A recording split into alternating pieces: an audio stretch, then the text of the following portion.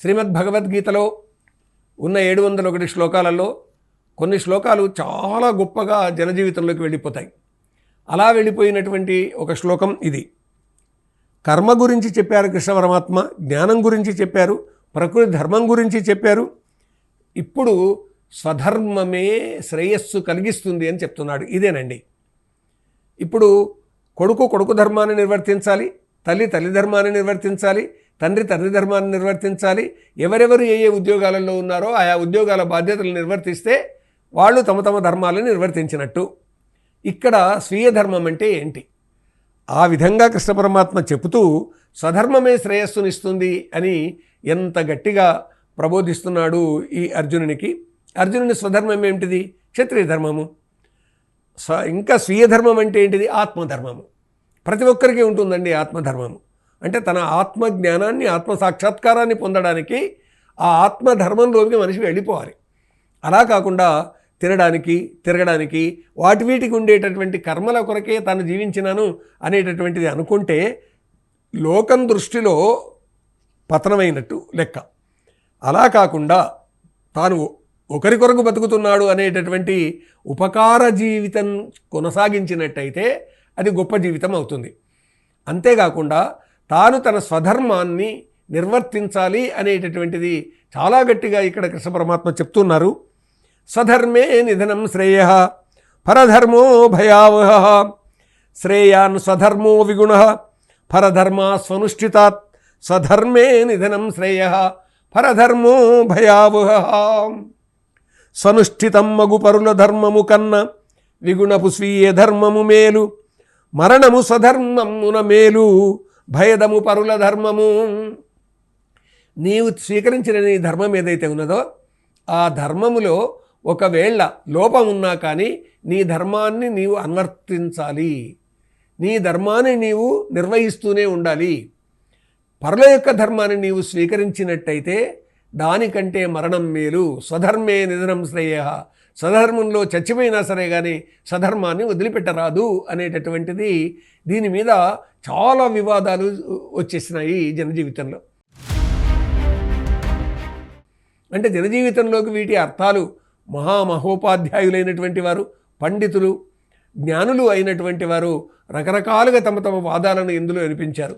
అద్వైతులు ఒక రకంగా, ద్వైతులు ఒక రకంగా, విశిష్టాద్వైతులు ఇంకొక రకంగా ఈ రకరకాలుగా చెబుతూ వచ్చారు.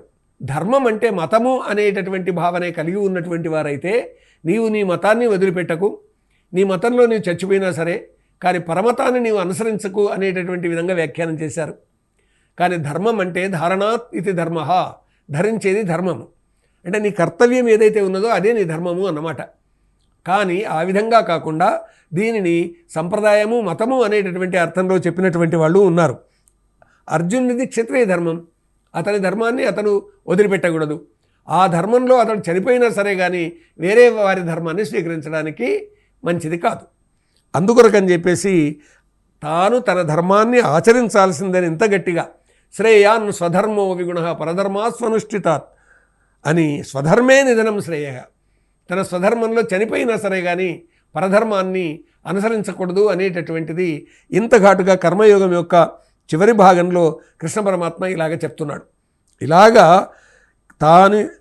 తన ధర్మాన్ని వదిలిపెట్టి మరో ధర్మాన్ని ఆచరించకూడదని, స్వధర్మ నిర్వహణలో మరణం సంభవించినా సరే అని ఈ విధంగా స్వీయ ధర్మం అన్నింటికంటే గొప్పది అనేటటువంటి భావన కలిగించడం వెనుక ఉన్నటువంటి భావన మనం కొద్దిగా అర్థం చేసుకున్నట్టయితే, నీవు ఒకవేళ పరధర్మాన్ని స్వీకరిస్తే, అంటే దీనిని మరొక రకంగా అధ్యయనం చేసినటువంటి వాళ్ళు చెప్పింది ఏమిటి అని అంటే, నీవు ఒకవేళ నీ ధర్మాన్ని వదిలి వేరే ధర్మాన్ని స్వీకరించినట్టయితే, నీలాగా మరో 10 మంది స్వీకరించినట్టయితే నీ ధర్మానుయాయులు తగ్గిపోతారు.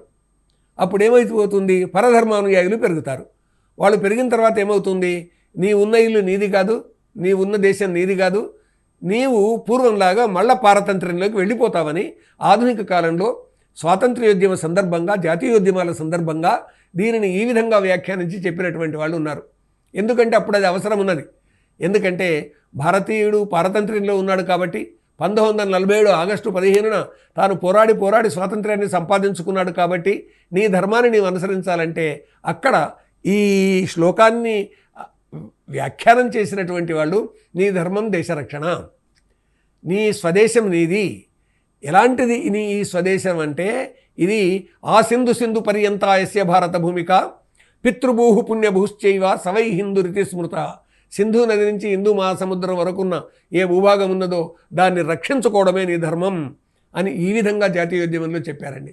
కాబట్టి ఈ శ్లోకానికి ఎన్ని విధాలుగా వేల పుటల చరిత్ర, వేల పుటల వ్యాఖ్యానం గ్రంథ రూపంలో వచ్చినటువంటిది మనకు కనిపిస్తుంది భారతదేశంలో. అందుకే శ్రేయాన్ స్వధర్మో విగుణ, స్వధర్మం విగుణమైనా సరే అది నీకు శ్రేయస్సు కలిగిస్తుంది. పరధర్మో భయావహ, పరధర్మం భయాన్ని కలిగిస్తుంది. స్వధర్మే నిధనం శ్రేయ, నీ ధర్మంలో నీకు మరణం వచ్చినా సరే అది శ్రేయస్సు కిందనే లెక్క. పరధర్మో భయావహ, ఇతరుల ధర్మం నీకు భయాన్ని కలిగిస్తుంది అని ఇన్ని విధాలుగా దీనిని వ్యాఖ్యానించడానికి వీలైనటువంటి అంశాలు ఇందులో ఉన్నాయి. సంస్కృత భాషలో ఇన్ని అర్థాలు చెప్పుకునేటటువంటి అవకాశం ఉంటుంది. అది సంస్కృతంలో భగవద్గీత ఈ విధంగా రావడం వెనుక భారతీయ భాషలన్నింటిలోకి వెళ్ళి రకరకాలుగా దీనికి వ్యాఖ్యానం చేసుకునేటటువంటి పరిస్థితి ఏర్పడింది. సరే, వ్యాఖ్యానం ఏ విధంగా ఉన్నా కానీ కేవలం ఇక్కడ అర్జునుడి పరంగా చెప్పుకున్నట్టయితే నీ స్వధర్మం ఇది, యుద్ధం చేయాలి. ఎందుకొరకు చేయాలి?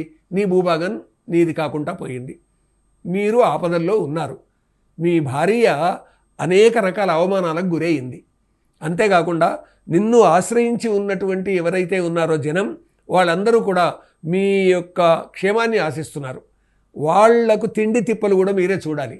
కాబట్టి నీ స్వధర్మం యుద్ధం, అందుకొరకు నీవు యుద్ధం చేయాల్సిందే అని కృష్ణ పరమాత్మ ఇక్కడ బోధిస్తున్నాడండి.